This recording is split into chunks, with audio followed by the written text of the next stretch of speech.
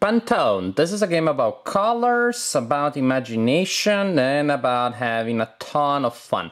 This is a game that is just as fun and hilarious as a party game, as a very light party game. It also accommodates a large number of people, so you could play it at a party, but I have to say, there's more to it. I mean, it really is engaging and encourages you to be creative and use lateral thinking in a way that many other party games don't. Now, as you open the box, which you do by pulling this tray open, you will see the rule sheet. It's just this sheet of paper here. And then, oh, look at the tray. Pretty, isn't it? So the main game is basically this tray here with different sets of colors. Each color is represented by 4 cards. And that's pretty much most of what the game is. But important thing, what you also have here is a set of cards, each representing a person or a character from fiction with a series of hints from, well, no hints to hint for, and then corresponding number of points, and we'll see what that means. The game plays in slightly different ways depending on the number of players, and if you're playing everybody against everybody else or in teams, but the basic idea remains the same. One player will take this tray here, and that player will be the artist. Then the player will have to choose a card from their hand and try to represent the character or person on that card using only those little cards.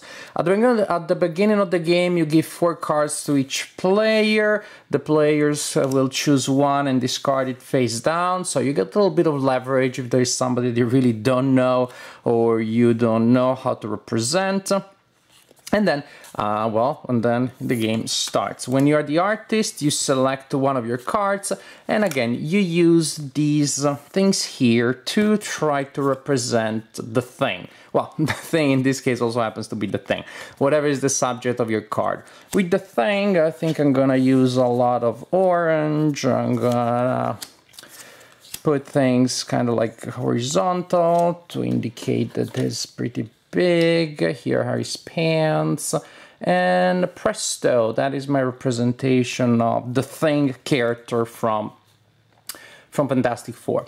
So once I represent my subject, each player gets a chance to guess what it is. They have 5 seconds, so in any case, keep it snappy.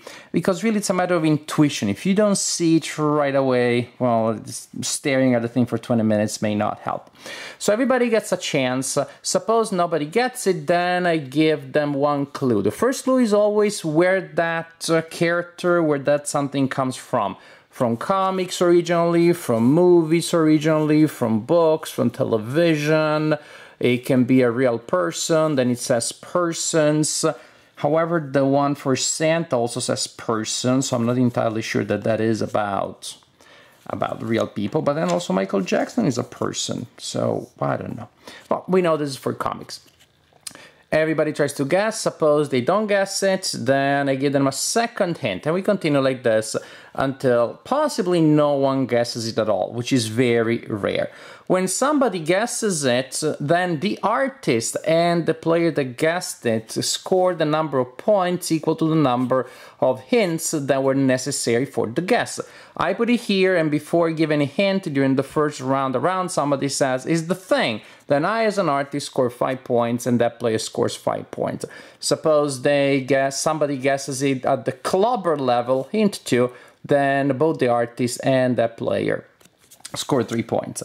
Then, when that is done, you put the colors back in the tray, you give the tray to the next player, who will become the artist, everybody else will try to guess, and so on and so forth.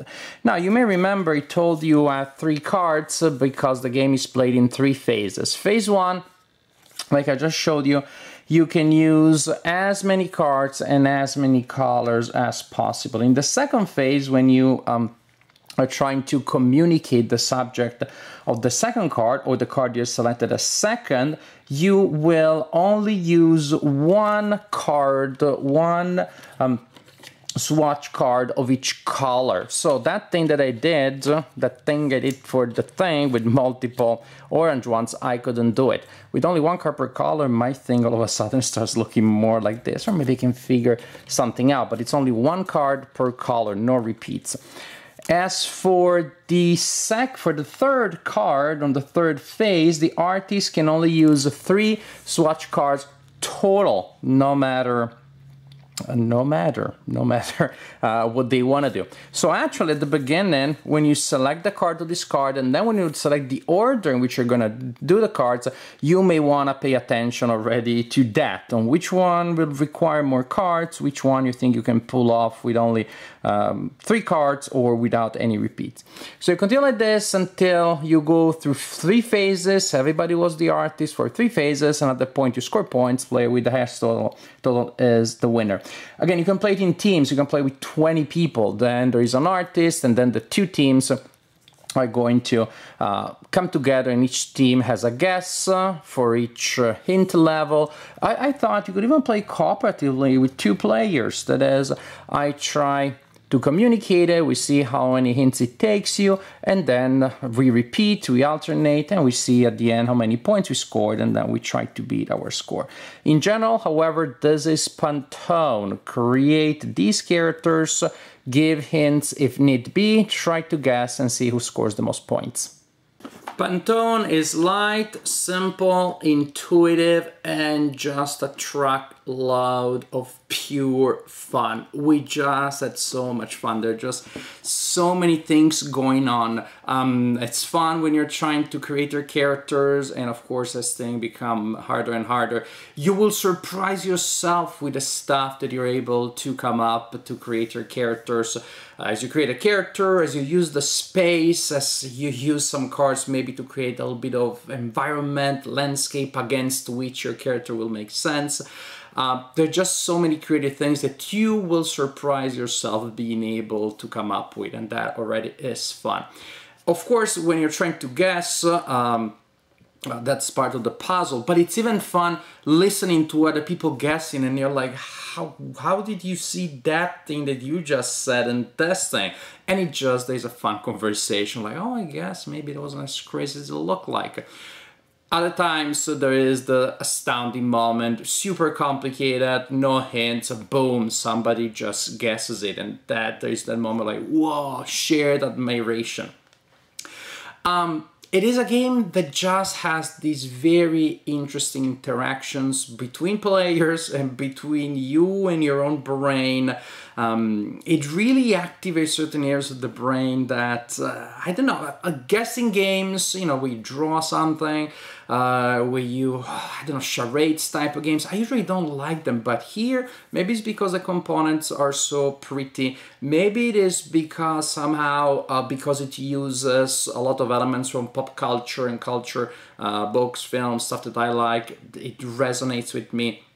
But as for charades type of guessing game, this is definitely one of my favorite ones, and everybody at the table simply loved it. We love to try to guess. We love to see the crazy stuff that other people came up with. We love the challenge of figuring out the order in which you want to do your characters. And again, the challenge, of course, of creating a composition which is as communicative as possible, because as the artist, you do score a lot of points if the other people get to guess your composition early. Now, there is an element which may seem to be luck, because there are times where the artist reads a hint and everybody goes like, oh, of course, of course. And basically whoever is sitting next to the artist, or whoever is going next, is gonna get it. So that in that case it seems like randomness, but in truth, if it gets to that, the chances are that the player that got lucky is not scoring many points, because if it really comes to a hint that everybody's getting it because of the hint, chances are it's gonna be 1 or 2 points. And if you're still able at some point to guess something without a hint, or to communicate something that is guessed without any hint, then is what really matters. So there may be a little bit of random things, and from time to time they have a character that you have never heard of, and that's fine too. there are enough rounds, enough characters, enough chances in the game that if there is an element of randomness here and there, it probably is not going to be too big and it's not going to throw the game out of balance.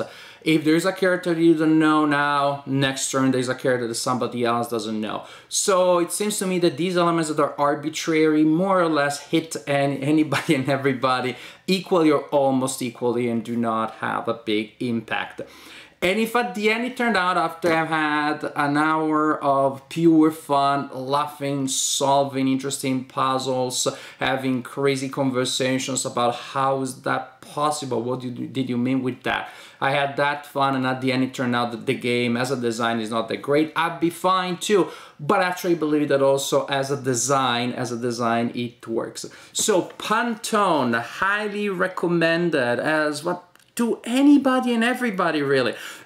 Even a hardcore wargamer, as long as they have some sense of humor, they can enjoy it. I played with science types, with humanities types, and they play differently, but we all find some reasons to love this game. This is the right word. Everybody, not just liked it, but everybody I played it with loved it. Just a very fun, very simple game, but simply a blast to play. Pure, unadulterated fun. Highly recommended. Pantone.